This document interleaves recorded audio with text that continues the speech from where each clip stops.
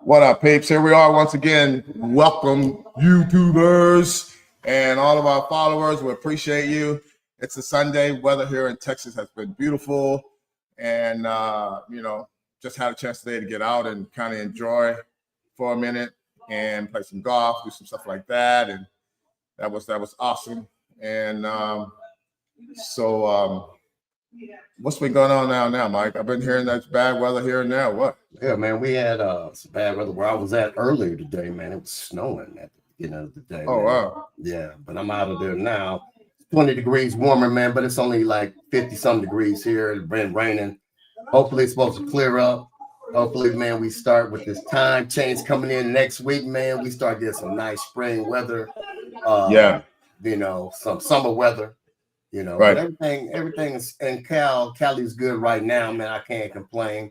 Everything's good, man. So why don't we just go ahead and get into it, man? Let's talk about today, man. What do you think about one-on-one training versus group training? Wow. Of course, one-on-one training is like ultimate response that you're going to get. Group training is something that if it's not surrounded around 2 or 3 coaches, then I'm gonna say someone is not going to get the right amount of work done. If it's 3 people, 4 people, now you can kind of keep an eye on them and kind of make adjustments as needed. But it depends on how big the group, I guess I should say. I still believe that if you have a group of people who are semi-experienced, that got some understanding of movement and they understand form and stuff like that, then you can kind of push people through a circuit training type thing. So, but as far as just a big group of people, I would say if they're all over the gym and you're trying to keep up with them, I'm against that. I don't want anyone to get hurt. I feel like someone is going to need a spot at some point. If they don't need a spot at some point, then they are not doing it correctly anyways. And so it's just important that one-on-one will just allow you to get your money's worth in a sense. And if you got a good trainer, you're going to, walk away from it feeling a lot better. So I agree. Me personally, I won't go more than 3 if I have the group. If I do group training, most of the time it's because if you're doing weights and you want people to gain muscle and you want to give them that personal attention, when you have a large group and say they're, like you said, that say they're not really experienced, that everybody's picking up the same weights or whatever, they're not pushing themselves. The resistance is not going to be, they're not going to get any gains. So when I have 3, if I have 3 and I'm pushing one on squats to failure, then the other ones are resting, and by the time that person's time come back up again, they're ready to go again. You know what I'm saying? They get enough where they're probably about 85% ready to go again.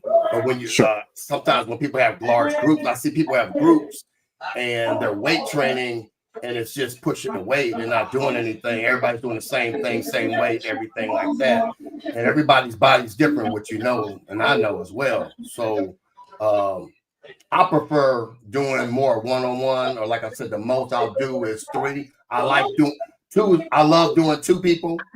But like you said, when you start getting in a group training, if you want to build muscle and stuff, that's fine. Now, if you're doing HIIT, that's different. You got a big group or you're doing some other stuff like that, that's fine. But if you want to build muscle and stuff, to me, I think if you cutting your groups down, maybe 3 or less.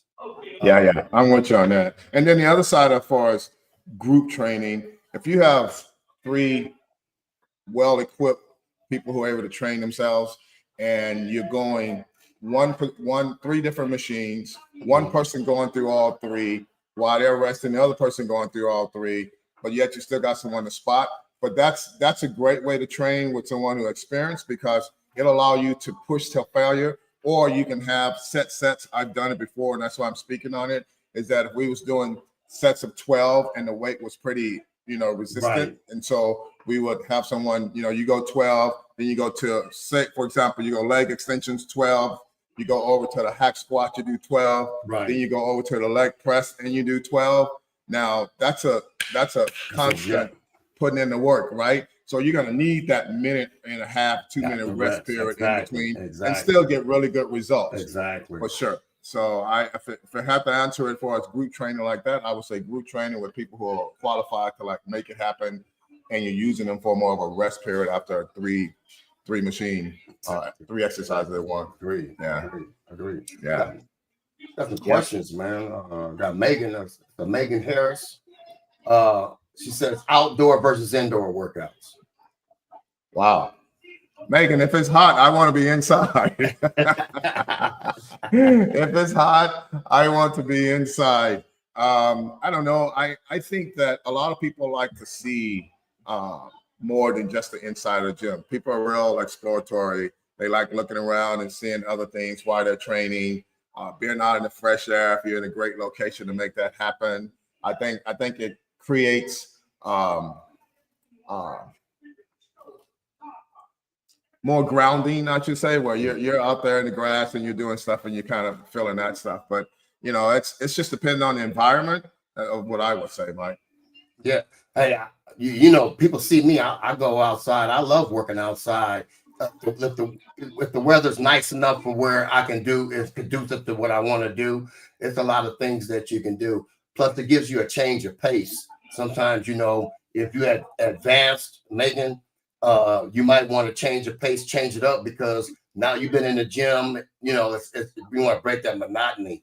So yeah, I recommend training outside. If you know what you're doing and you can get outside and the weather's nice and you can push it out there, I advise that. But some people don't like being outside. Some people like being in the gym. But if you are a total fitness person, you'll do it like a lot of variety in what you're doing. So going outside, and then, like I said, I go outside, I run the bleachers, I walk, I do my squats, and I do a lot of different things out there. I even bring my weights with me sometimes and do it out there, So I recommend it. If you're able to do it, go ahead and do it. Yeah, she has another question about recovery/rehab workouts. When and how should you get back into your routine after an injury or a surgery? I think that's what each individual will determine whether or not to get back to full speed or not. As you know, if you get hip surgery or something like that, they want you to get right back out there and start walking and doing some of the necessary low intensity, as my wife would say, lit workout, like low intensity workouts. Yeah. And then that will allow you to move slowly.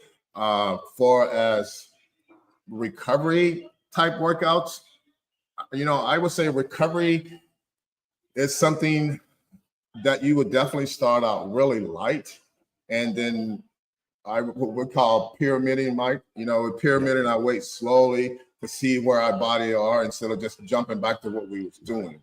So that's how I'll explain that. Right. I always talk when I talk about it, because I've been through some injuries. I always talk about you go through the rehab mode, when you have an injury or an illness, because sometimes you might have a prolonged illness and you need to come back slowly.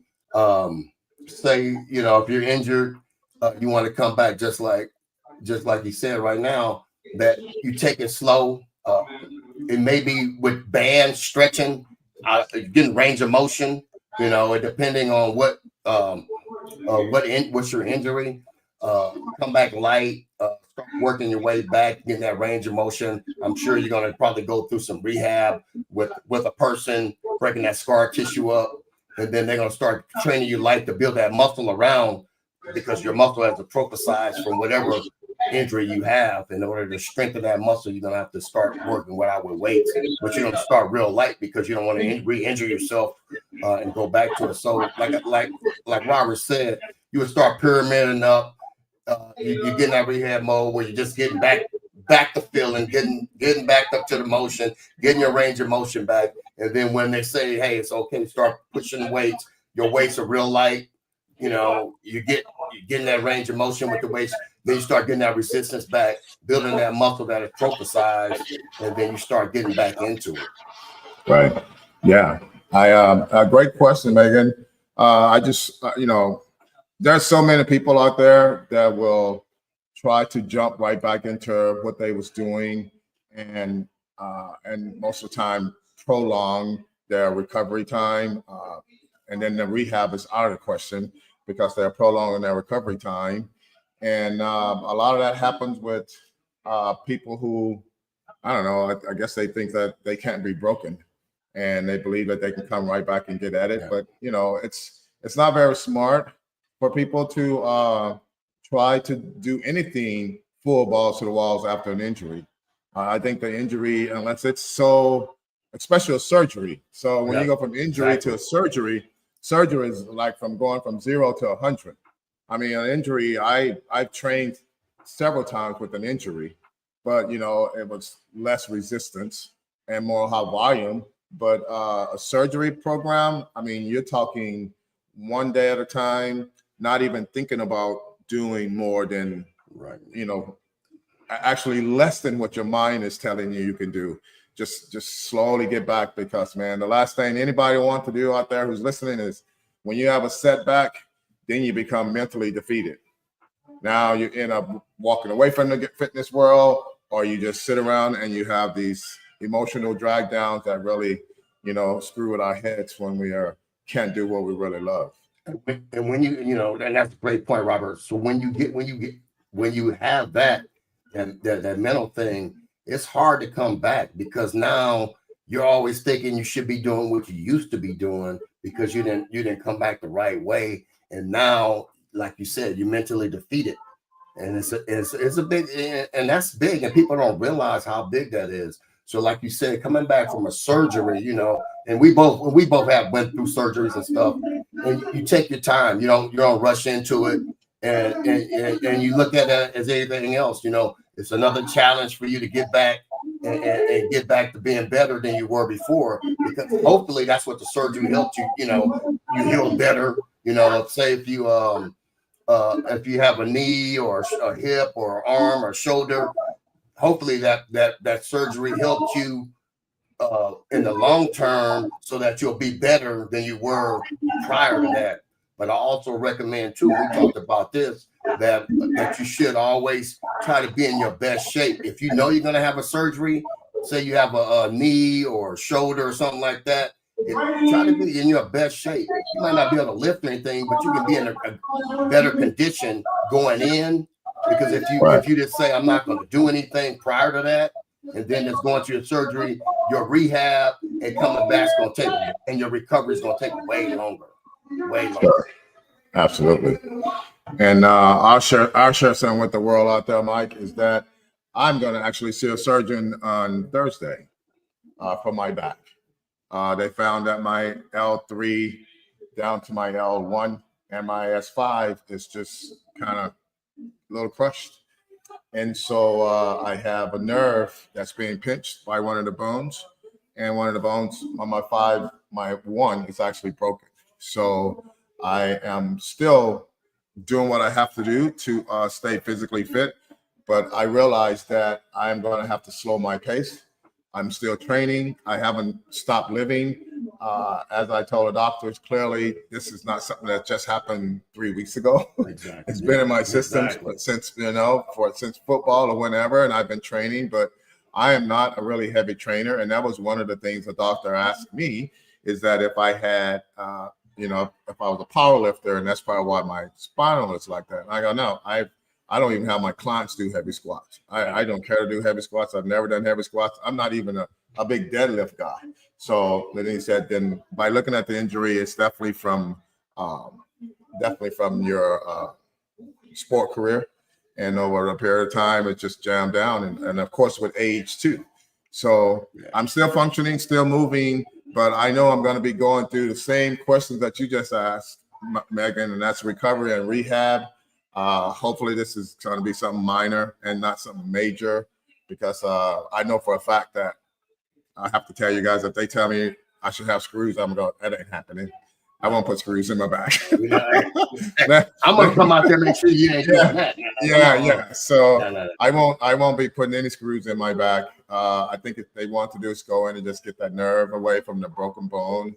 And it's kind of weird. On my last videos I just posted, I posted a whole series of me doing leg workout. And then the conversation of all of my stuff. I was in my second video, if you see it, it talks about my back and how, you know, they're telling me that I have a broken back, and it's kind of fun, not funny, but it is kind of funny when someone says you have a broken back and you're thinking, what? I'm standing upright. I don't know what you mean by that, right? I'm not back, bro. So yeah, but when you hear that, it's one of those wake up calls that where you realize that, okay, how do I take care of me now, and not overdo it, even though my whole spirit is to get back training for the show I want to do in August and do all this stuff. Yeah. But now I have to like slow my pace and lift like I'm not a beginner, but not anything really heavy. So that's overbearing. So I lift heavy, but not overbearing, because like I said, I'm not going to stop living.